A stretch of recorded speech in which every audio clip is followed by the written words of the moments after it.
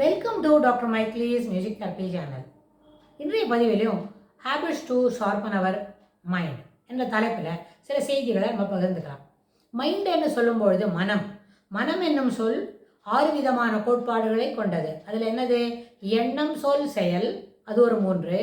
அப்புறம் அறிவுத்திறன், மதிநுட்பம், அறிவாற்றல், அதாவது டாக்டைல், ஊற்றுணர்வு. நம்ம மனசுக்குள்ள ஒரு சென்ஸ் ஒன்று சொல்கிறது இல்லையா, we are having this type of ideas. So அந்த மாதிரி இருக்கிற இந்த 6 கோட்பாடுகளும் உள்ளடக்கியது தான் மனம். இந்த எண்ணம் என்பது எப்பொழுதும் பாசிட்டிவாக இருக்கணும். அதுதான் இத்தனை பதிவாக நம்ம பார்த்துருக்குறோம். பாசிட்டிவாக இருக்கணும், நேர்மறை கருத்துக்களுக்கு இடம் கொடுக்கணும், நேர்மறையான எண்ண ஓட்டங்கள் இருந்தால் தொடர்ந்து அந்த வேலையை நம்மளால் செய்ய முடியும், சரியாக செய்ய முடியும். அதுக்கு நிறைய அப்ரிசியேஷன் கிடைக்கும், அக்கலோட்ஸ் கிடைக்கும், எல்லாமே சொன்னோம். அதே மாதிரி சொல், பேசும்பொழுது பேசுகின்ற வார்த்தைகள் தெளிவாகவும் சிறப்பாகவும் ஏற்றுக்கொள்ளக்கூடியதாகவும் இருக்க வேண்டும். அப்போது அந்த அடிப்படையிலையும் நம்மளால் என்ன பண்ணலாம்? சொல் வன்மையை வாக்கு வன்மையை சிறப்புப்படுத்திக்க முடியும். அது எப்படி? அது சரியான அளவுக்கு தான் சென்ற பதிவில் சொன்னோம். You should read. ஒரேஷியஸ் ரீடராக ஏற்றுக்கொள்ளக்கூடிய கருத்துக்களை இருக்கிற சிறப்பு புத்தகங்களை தொடர்ந்து வாசிக்க வேண்டும். வாசித்தால் தான் நாலேஜ் அக்குமுலேட் ஆகும்.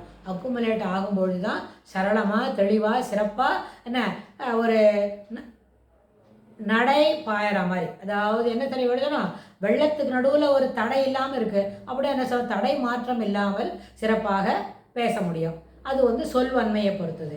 எண்ணம், சொல், செயல்பாட்டு திறன் எப்பவும் சிறப்பாக இருக்க வேண்டும். ஒரு ஸ்லக்கிஷ்னஸ் இருக்கக்கூடாது. செய்துட்டே வரும்போது ஒரு சில வேலையை குறைபாடு உடையதாக செய்து விடுறது, அது அப்படியே அதை அட்ஜஸ்ட் பண்ணுறது அப்படின்னு சொன்னால், ஏதோ ஒரு நாளைக்கு, ஒரு மாதத்தில் 2-3 நாளைக்கு it is okay, it is acceptable. But everyday எல்லா வேலையும் எல்லா நேரத்துலையும் அது போலவே செய்தால், ஹவுஸ் ஹோல்டு கோர்ஸாக இருந்தாலும், இந்த ஆஃபீஸ் ஃப்ரண்ட்டில் இருந்தாலும், ஈவன் அதர்வைஸ் அதர் திங்ஸ், அந்த எக்ஸ்ட்ரா ஒர்க் எது ஹவுஸ் ஹோல்டில் இருக்கும்பொழுது அந்த மெயின்டெனன்ஸில் இருக்கிறது, ஹவுஸ் கீப்பிங்கில் இருக்கிறதெல்லாம் அது போல் செய்தால், இது ஒரு ஸ்டேஜுக்கு அப்புறம் அந்த விட்டு போன வேலையை என்ன பண்ணோம், பெரிய அளவில் அக்குமுலேட் ஆகிட்டு அந்த வேலையை கிளியர் பண்ணுறதுக்கு இட் டேக்ஸ் எக்ஸ்ட்ரா டைம் அப்படின்னு ஆயிரும். ஸோ எண்ணம், சொல், செயல்பாட்டு திறன் என்பது எப்பொழுதும் சிறப்பாகவும் ஏற்புடையதாகவும் இருக்க வேண்டும். அப்பொழுதுதான் நம்மளுடைய செய்யக்கூடிய செயல்களுக்கு மதிப்பீடு எப்படி இருக்கும், பெரிய அளவில் இருக்கும், பாசிட்டிவாக இருக்க முடியும். இது 2, 3 ஆச்சு.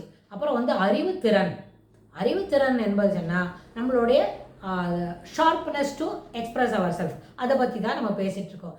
எந்தமான பழக்க வழக்கங்கள், எது போல செயல்பாட்டு திறன், எது போல பேச்சு திறன் நம்மளுக்கு என்ன பண்ணும்? அறிவுத்திறனை, அறிவாற்றலை வளர்த்து கொடுக்கும். அறிவாற்றலை வளர்த்து கொடுக்கும் என்ன சொன்னால், கிவன் த ஸ்பேன் ஆஃப் டைம்குள்ள நிறைய விஷயங்களை, சரியான செய்திகளை சிறப்பான முறையில் பகிர்ந்துக்கணும். அதுக்கு என்ன வேணும்? நிறைய செய்திகள் இருக்கணும்.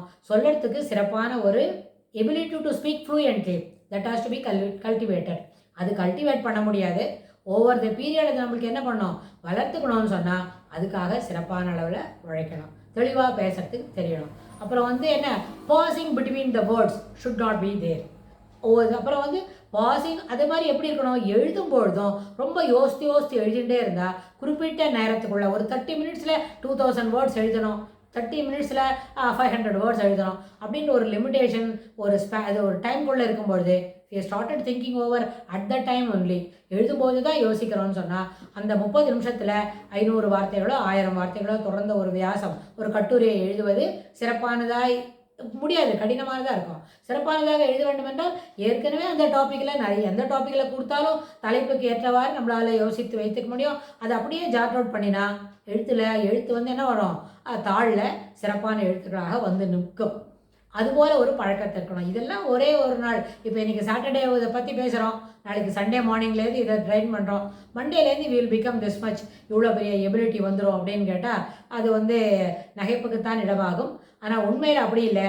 இந்த மாதிரி ஒரு எபிலிட்டி வரணும்னா ஓவர் த பீரியட் நம்ம இதை வளர்த்துக்கணும். ஆனால் இது போலெல்லாம் செயல்பாட்டு திறன், அறிவுத்திறன், அறிவாற்றல்லாம் சிறப்பாக இருக்கணும்னா நம்மளுக்கு ஒரு நிறைய நெகட்டிவ் ஹேபிட்ஸ்லேருந்து நம்ம வெளியில் வரணும். என்ன? முதல்ல என்வி, ஜெலஸ், ரேஜ், ஃபியர், இது எல்லாத்துலேருந்து வெளியில் வரணும். என்வி இருந்தால் அடுத்தவங்க அவங்க அப்படி நல்லா எழுதுறாங்க பார், நம்ம கொண்டு எழுத வரல பார், அவங்களுக்கு கொண்டு எழுத வரமா, நானும் அது போல தானே அப்படின்னு சொல்லி ஆரம்பிப்பாங்க. இந்த பர்த் ஆர்டர் பர்சனாலிட்டியாக இருந்தாலும் அதுக்குள்ளே அது இடைஞ்சலாக இருக்கும். பர்த் ஆர்டர் பர்சனாலிட்டி இருந்ததை பற்றியும் வரப்போகிற பகுதிகளில் நம்ம பேசலாம். பர்சனாலிட்டி டெவலப்மெண்ட்டில் we'll speak about birth order and its placement, how it influences our personality அப்படின்றதையும் அங்கே பார்க்கலாம். ஆனால் இந்த பர்த் ஆர்டர் பர்சனாலிட்டியாக இருந்தாலும் சோஷியல் ஆஸ்பெக்டில் இருக்கிற இன்ஃப்ளூயன்ஸ் இருந்தாலும் நம்மளோட அறிவுத்திறனை பெருக்கிக்கிறதுக்கு அது ஒரு தனி ஒரு நெய்வு, ஒரு நேக்கை, அந்த நேக்கில் அந்த சிறப்புத்தன்மை இருந்தால் மட்டும்தான் நம்மளால் என்ன பண்ண முடியும், சரளமாக பேச முடியும், சரளமாக எழுத முடியும். ஒரு தலைப்பை கொடுத்துட்டு எழுதுன்னு சொன்னால் அது நம்மளோட விதிந்த ரீம் ஆஃப் அவர் நாலெட்ஜுக்குள்ளே இருக்குன்னா உடனே வேகமாக எத்தனை வார்த்தைகளா, 1000 வார்த்தைகளா, சரி எனக்கு ஒரு 50 நிமிஷம் தாங்க அப்படின்னு சொல்லி 50 நிமிஷத்தில் அதுபோல் தொடர்புடைய செய்திகளை நம்மளால் சொல்ல தெரியும், எழுதவும் தெரியும். அதுக்கு ரிலேட்டட் டாப்பிக்கில் நிறைய செய்திகள் வாசித்து படித்து நம்மளோட மனசுக்குள்ளே இருத்திக்கணும். அப்போ மனசுக்குள்ளே இருத்திக்கணும்ன்ற அந்த கான்செப்டை, அந்த ஃப்ரேஸை புரிஞ்சிக்கும்போது உங்களுக்கு அந்த டாப்பிக்கில் ஒரு ஈடுபாடு இருக்கணும். அப்போ ஈடுபாடு இருந்தால் தான், ஒரு இன்வால்மெண்ட் இருந்தால் தான் அதை பற்றி படிக்க முடியும். சென்ற பதிவில் பார்த்தோம், ஒரு ஈடுபாடு இருந்தால் தான் ட்ராயிங் வரும்னு. அதை பற்றியும் அடுத்த பகுதியில் அதை பற்றி பார்க்கலாம். ஈடுபாடு இருக்கணும்னு சொன்னால் ஒரு விஷயத்தை பார்த்த உடனே கண்ணால் பார்க்கும்பொழுது அதில் இருக்கிற மைன்யூட் டீட்டெயில்ஸ் அதையெல்லாம் நம்ம மனசுக்குள்ளே வாங்கிக்கிறதுக்கு முயற்சி பண்ணணும். இந்த 3 ஆஸ்பெக்ட்லேயும், அதாவது கண்ணால் பார்க்குற செய்திகளை டீட்டெயில்டாக புரிஞ்சுக்கிட்டு ஸ்டோர் பண்ணிக்கிறதுக்கும், படிக்கிற செய்திகளை மனசுக்குள்ளே வரதை சரியாக ஸ்டோர் பண்ணிட்டு ரீப்ரொடியூஸ் பண்ணுறதும், அதே மாதிரி ஒரு குறிப்பிட்ட டாப்பிக்கில் இப்போ தான் பேசணும் அப்படின்னு சொன்னால் அதோட சொல்வன்மையை வளர்த்துக்கிறதும் கூட habits to sharpen our mind. அந்த கான்டெக்ட் உள்ள மைண்ட் என்ற வார்த்தை, மனம் என்னும் சொல் இவ்வளவு தூரம் நம்மளை கூட்டிகிட்டு வரும். என்மனார் தொட்டே அப்படின்னு ஒரு தொல்காப்பியத்தில் கூட ஒரு வார்த்தை சொல்கிறாங்க. என்னது அந்த ஃப்ரேஸ்க்கு என்ன அர்த்தம்?